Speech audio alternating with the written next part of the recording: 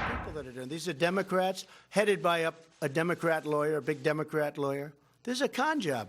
This is a con being perpetrated on the United States public and even the world. And there it is, the president calling out the radical left's attempted overthrow of his presidency ongoing. All of this as Senate Judiciary Committee Chair Lindsey Graham today said he's telling House Speaker Nancy Pelosi that Senate Republicans will not impeach the president based on the Trump-Zelensky phone call. Once again, the senator fighting corruption, but up until now, it's been all talk and very little action. This committee is going to look long and hard at how this all started. We're going to look at the FISA warrant process. Three things I'm going to look at as Judiciary Chairman. The Clinton email investigation. When it comes to the counterintelligence investigation, I want to find out why they never went to Trump to tell him he may have a problem with people in his campaign working with the Russians. And the last thing is the FISA warrant. How could this document, the dossier, be used to get a warrant against American citizen 4 times and is still unverified to this day? I'm not going to issue subpoenas because people are frustrated. I'm going to call Horowitz before the committee. He's going to tell us about the FISA warrant application and the counterintelligence investigation, and I'll go wherever the facts take us. Joining us tonight, Victoria Tensing, former Deputy Assistant Attorney General for the Criminal Division of the Justice Department. Joe DeGenova, former U.S. Attorney for the District of Columbia, founding partners of the DeGenova and Tensing law firm. Thank you both for being with us. I'm going to begin at perhaps an unusual place, asking why in the world have we seen nothing from the Senate Judiciary Chair, who's made it very clear he was going to investigate all of those issues as the head of that committee. Victoria? I don't know. I really like Lindsey. He's done an awful lot for a lot of people, including one of my former whistleblowers in Benghazi. But why? He says the reason is that he's waiting for the IG report to come out. Well, you know, like, okay, we're waiting. We're all waiting. It was supposed to come out months ago. And now I think it's going to be about another few weeks. And I don't see the purpose in that because the IG can't do that much. It's Durham who's really doing more because he has much more authority as a U.S. attorney. So I don't get it. I don't understand it. But I'll tell you this. I would like Lindsey to get all of the Republican senators on board signing a letter saying what he just said, that they aren't going to impeach. And his biggest challenge will be Mitt Romney. Yeah, well. And it would be a difficult conversation for even a saint, I think. Joe, let's turn to John Solomon. His reporting that, in fact, the Ukrainian officials had opened an investigation, a new investigation, even before the new president was elected. Does that not, in and of itself, invalidate any claim by the radical Dems in the House that there was anything improper, untoward? Which, by the way, in an independent, objective view, there would be nothing improper about the president's call anyway, as attested to by the Department of Justice itself. But there would be no claim of any kind against this president based on that phone call, if indeed their allegations were preceded by an investigation.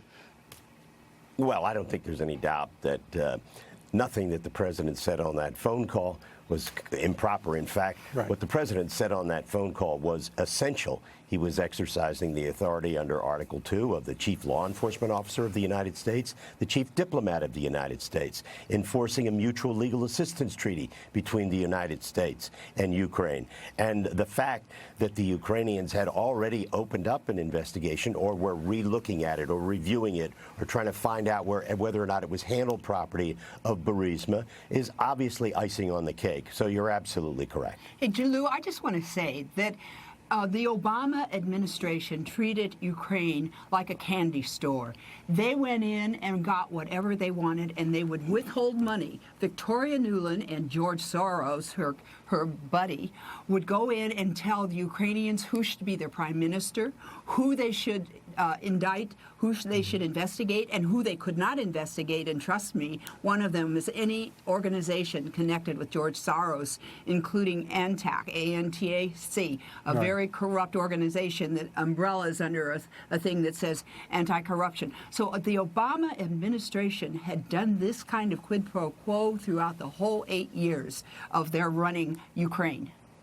Yeah, it's really stunning stuff. And watching this, it seems like at every turn, the investigation, the probes, the charges against the president, all result in a criminality or a lie on the part of the investigators, so-called, whether it's the FBI, the Department of Justice, whether it's Robert Mueller testifying before Congress. Joe, I mean, there is nothing in this that does not fall apart upon examination. This effort by these radical Dems, maybe I just should say Dems, because there doesn't seem to be any divide at all on the political corruption that they both inspire and which they obviously host.